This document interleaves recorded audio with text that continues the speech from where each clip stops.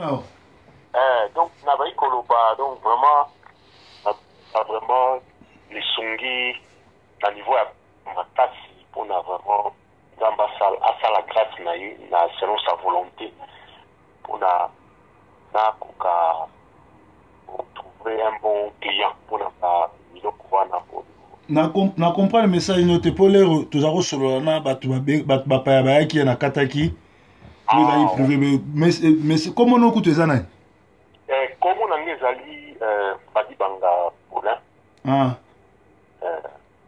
uvandi wapi na fandi pole c'est que problème no ala inde na comprendre ite noko uzoba makamba ba or bani na ebite uzana ba or uzoteka bon en fait ndeka na vai ko ba donc ils ont activité beaucoup na bandango depuis kala depuis 94 95 quand on a fait ça comme étude nangai juste ko se débrouiller bongo zozo ba client wana na ki balé kaka ndengwana mais tu vas ko sala ngona oncle grand frère ya ba mère mais il est la fanda kaba côté ya ba kisangani kuna akena ba frontière à Bimara donc depuis ba wana donc il s'est fait que Gamba Tchaki le beaucoup na dans sens que tozwa qui ba quantité belé est-ce que ba quantité belé yo moko yebi mboka na biso kuna yo moko la situation ndenge et donc ça là que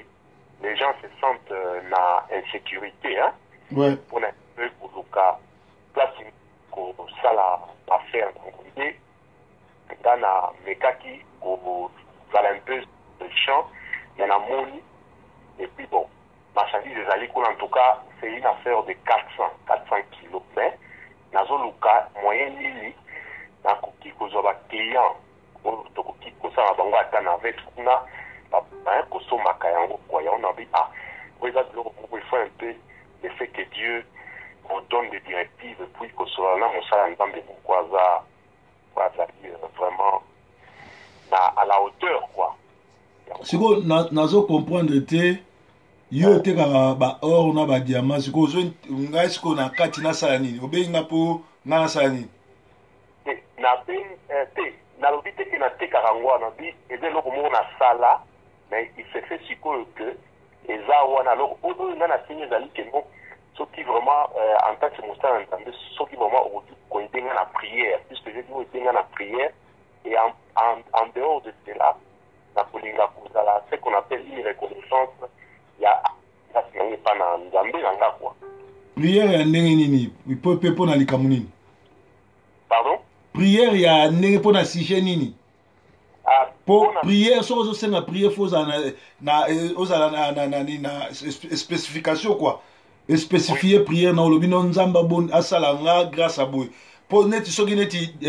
diamant soki nini eza na Congo oza vraiment na posa prière te po diamant na soki or ya koto po na oteka donc il faut kosala mikanda oke obozwi yango boye nango koto nayebi te pourquoi faut senga prière naza dia na mikanda eza na Congo mais ese bimi epa na biso na Congo eza kote ya nani ya custom ya Uganda mikanda naza nango on platise la kinga ngonde aisa inga ke non luka basombi kotoyo te na bi eloko wana koluka basombi kotoyo bon na kotala mais eza biloko moko pe il faut na tsenga loboko ya nzambe aide ngai na luka un bon preneur te na bai ke non na singi aide wana sokoki mpe kosalisanga na prière na ndenge koki komonela quoi mais mon frère olobi komo badi banga prière ndenge wana esalama nanu te ke eloko eza nanu na Congo yo ozosenga prière mpo ozwa bapreneur awa ezalaka te donc eloko mpo osenga prière il faut eloko wana ekoma sur place ekoma sur place soki ekomi sur place diamant eza recherche or eza recherche oza kutu na ntina prière te oke nango na banini na baplace ya bajuif baseki bateka or amoi koza na likambo mosusu ozokoka kosexprime te il faut okende clair vraiment toza bakinois bacongolais na ocomprendre quoi mpo nazwaki ndeko moko na Suisse abetelaki ngaka masolo boye me ye abeteli masolo ndenge mosusu ke azwaki bakilo ba or ekangami soki na douane ezosenga 3800 nga natia mbongo to bando teka na ye nga na msie nga na yebi marché wana te na kokota na marché wana te et puis na sa eloko wana te na yebi te soki yo yepe oza na posa ya preneur oza na posa il faut ça clair parce que prière ande wana ezala te te nga naza na posa te ke o te eloko nga naza yango posa ezali ke lokola marchandise eselongwe Congo et puis nango na Uganda alors ngai sikoyo j'ai de papier awa naza koluka bapreneur donc puisque nazwaki déjà deux preneurs bakendaki kuna batingaki badelegi na bango na Uganda mais ntango bakomi kuna basololi na oncle e bapreneur yango bazalaki clair te bakoloba o batali photo bakangi photo kaka ndenge wana donc une affaire de 5 à 6 fois nde nayebisi oncle no totika nanu ndenge wana totala kaka ndenge nini malembe nakoki koluka toujours bato mosusu ya sérieux mpe nabi ke non na cadre wana mpe ke non nzambe atya loboko na ye mpona nazwa bato ya malamu ata apartir awa kaka nde nasalaki kwa puisque oyo eza 6e fois bato yango baza kaka batréglaire c'est-à-dire oso otekamo déjà awa te awa nazwaki bato bandimaki mpona bakende bakomi kuna sur place na Uganda puisque eselimaki Congo bakutani na noko na ngai oncle ntango bakutani tosinye bapapier baoyo nyonso CAF mais ntango bakomi kuna ekomaki kaka balongue d'histoire ok ça va totala nanu tokende yango na test bakende na test batali pureté nyonso eza normal 97% pureté bakendaki lelo 3e fois 4e fois 5e fois tu vois et nabi bon eza mpe oncle no nakitika nanu tolandela yango na ndenge mosusu mpe po nzambe patya loboko na ye soki tozwi cette fois-ci bato ya malamu kaka nde nazokaka boye comme ça peut-être ekozala une autre histoire mais yo oza na mikanda ya kofaire venir or banda na Congo ti awa mikanda oyo toza nango eza ya permis disons d'exportation na licence d'exportation à partir ya Congo ti Uganda donc awa sikoyo ngai naza na posa na yango te mais mosombi oyo akosomba ye nde mutu akotia permis na ye licence na ye ya nini ya importation wana ozomona donc oso ozwi mpe baclient awa bosali mpe marché se salami esomamaka ndenge wana te nazwaki baclient awa sikoyo baclient oyo ya awa sikoyo ya Angleterre na Londres kuna kote ya Hammersmith bazwaki sikoyo deux délégués na bango moko ya mwasi na ya mobali donc bafacilitateur na bango ya basongi nabengi mpe oncle kuna oncle azeli bango baye ntango bamoni mpe biloko baketi na baentreposage bamoni biloko bateste yango tout bamoni ke pureté ezalaki malamu sikoyo ekomaki sikoyo na processus ya suka e ya vente e ya achat ekomi sikoyo ya achat bakomi sikoyo oh non tozwa nanu photo il faut nanu tombe mango na raffinerie na Dubaï comme na Dubaï oh non il faut moko na bino azongisa donc des histoires comme ça oh ofuta mwa bafrais moko ya douane misusu à partir ya Dubaï okito bino nde osomba oza na posa marchandise bino bopesi biso la mpona bino bokena yango siko douane etali biso te douane etali bino na custom ya awa ya Uganda tu vois donc 2 à 3 4 fois comme ça donc là mais ça n'est pas histoire akoya pour ba moni oh donc tinda ba photo tout na ça nyonso donc likambo te yo sikoyo tindelanga ba photo te nani comme ça lobi to développer butu esekoti wana lobi na email madame na otino email ok merci bandeko soki mutu abengi yo masolo ya diamant ya or ya nini eza lokuta parce que bato oyo bomoni ndenge basalaka na bapasteur ndenge bapemisaka bapasteur soki sikoyo nga nazalaki esprit te akolinga napesa mbongo aya na or wana eti komonana te ezala nabenga so mosusu azali na Suisse abengaki nga soki nabongisi numero na ye te ezala natala okomonaki ezali groupe ya baaventurier oyo bazotambwisa bato na poto koyiba koescroke soki ofungwama te bameli yo mbongo otie maboko na likolo nzela na zwa ndeko mosusu oyo abengaki bamoni ngo ndire nga na pasteur Yuma te nga molimo na Nzambe ezosala Puis, naza mutu na sala vie avant na dans le Seigneur. C'est-à-dire mutu moko ta kwa ko sanga pour ubendanga la. Nazo luka numéro wana.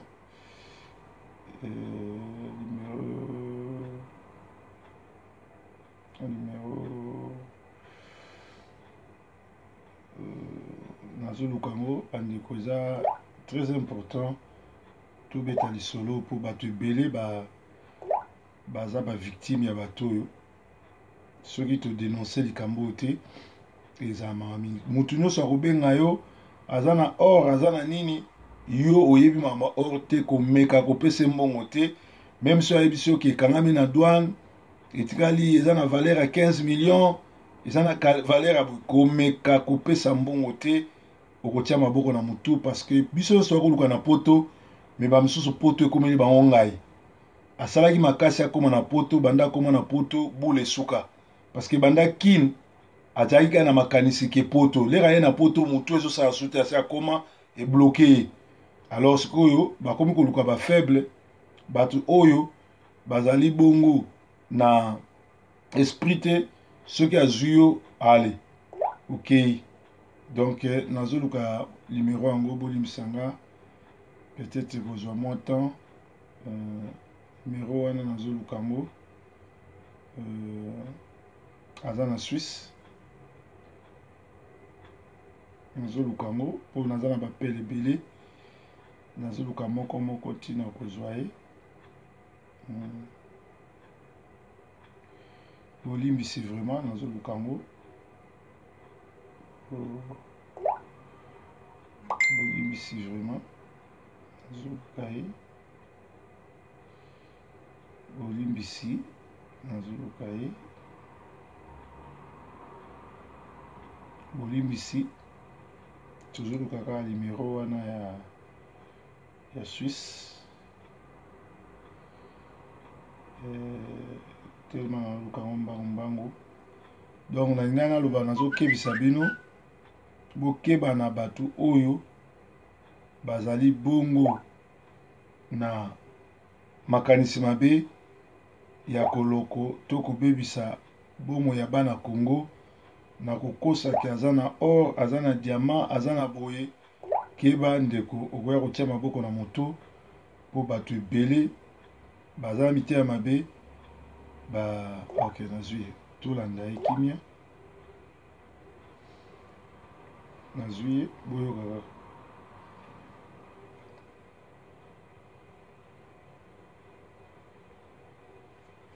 nayebi te nazobenga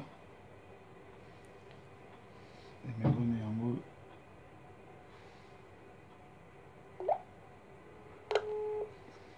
nazozwa ye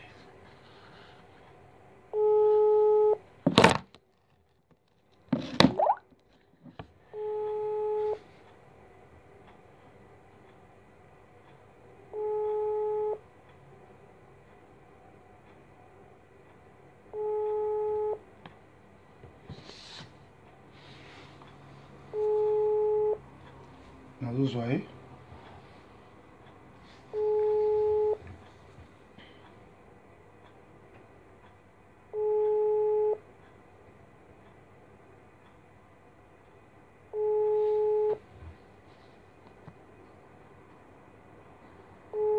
zela naluka ye na portable certainement nakozwa ye na portable naza mpe na portable na ye parce que bato wana baa bato mabe soki azwi yo akotika yo te. Nazwi numéro na portable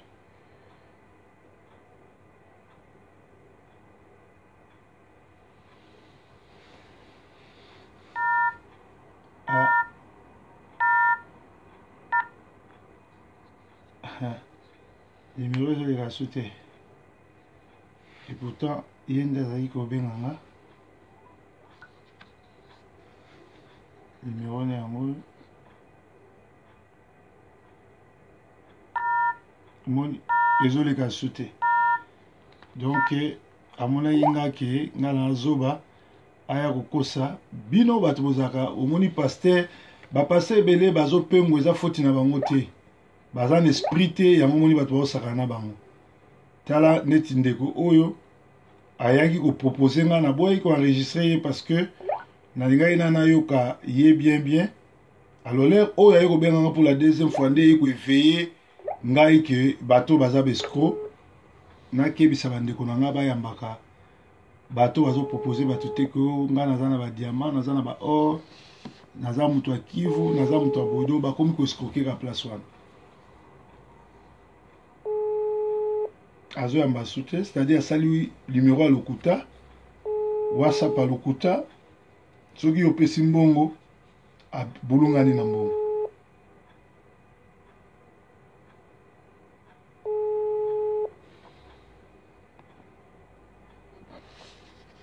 azoyamba su te c'est-à-dire baréponse napesaki elobi nayebisaki nga naza pasteur natekaka diamant te natekaka prière te natekaka mpe or te donc bomoni bandeko nyonso tu oyo bozobenga ke na def sombongo una ozobenga lisusu ke otekela nga diamant or tout pasteur atekaka ni prière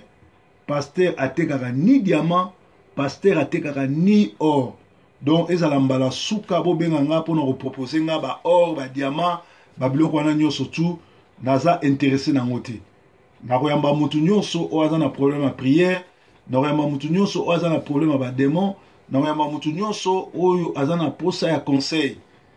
mais soki oyelingaki nga na yo tosala business nga na def sombongo ou nga na yo tosomba biloko tosala yango bomona bozopengisa bapaster yango bokomisa bapaster miyibi kaka bino bo bato bobandaka après bolobaka paster asali mabe neti oyo mosu azosalaka bavideo ke nga na mela ye mbongo et pourtant nzambe aza témoin ye moto abenganga aye po asomba motuka na nga azwa ngo na crédit toyokani prix ke apesa autant nga na livre car abandi kopesa mbongo ndambu asisi mbongo te après aye napesa motuka heureusement mwasi na nga ayebisa nga bi oyebi ndako na ye te bato bazwa mituka baofuta te soko opesi ye Touareg oyebi place okolandela ye te heureusement ezalaki bongo mpo nabengaki evema ya kozwa yango alors nayebisa eke nakopesa yango te mpo nayebi ndako no te lokolo osisi mbongo te fo siko nazongisela mbongo mais le même monsieur azokende na bavideo un peu partout kosala bavideo kenga na melie mbongo et na première vidéo alobi makambo mosusu na deuxième vidéo makambo mosusu nakokosaka ye aedanga mpo na ya na poto pourtant monsieur wana lenga na ya na poto oyo azalaki na kikwiti e aye mpe poto nzela ngola elere moko ya liboso tokutana na poto ye nde ayokokanga foto alobi naza koyoka sango Didier Forme naza kolingo mingi naza koyoka bakombo ndenge kester naza koboka tokanga foto mais après akomi koleka na bavideo na batelevizio ke nga na melie mbongo mais nzambe aza témoin donc à partir ya lelo kobenga nga te mpo soki otekaka diamant soki otekaka or soki otekaka nyonso ça m'intéresse pas nga mituka natekaka naza na collaboration na baanglais na bacollaboration na bandibu awa donc naza na masolo ya kosala business na mutu te am tired to hear about donc bobengaka te mpona business na kosala business na mutu moko te naza mpe na likamuso kosala na mutu te kotekela nga eloko te ngai naza kimia nalingi biloko wana te parce que après boza bata liboso ya kobebisa réputation bato kokosa bato komema bato na kati ya masolo ya mabe bomoni bapreuve na yebisi bino bato bazointeresse kointeresse bato masolo ya lokuta or eza nango ka escroquerie donc na tie eloko oyo mpo ebenda bino matoi peut-être ekwemela yo mpe peut-être ozwa bacoup de fil ya boye zala mayele bazali baarnaqueur baza bato ya lokuta mpe lisusu na whatsapp ou bien na skype koyamba jamais moto oyo oyebi te koyambaka jamais moto oyo oyebi te kokoma friend ya moto oyo oyebi te mpo bakosimisa touche merci.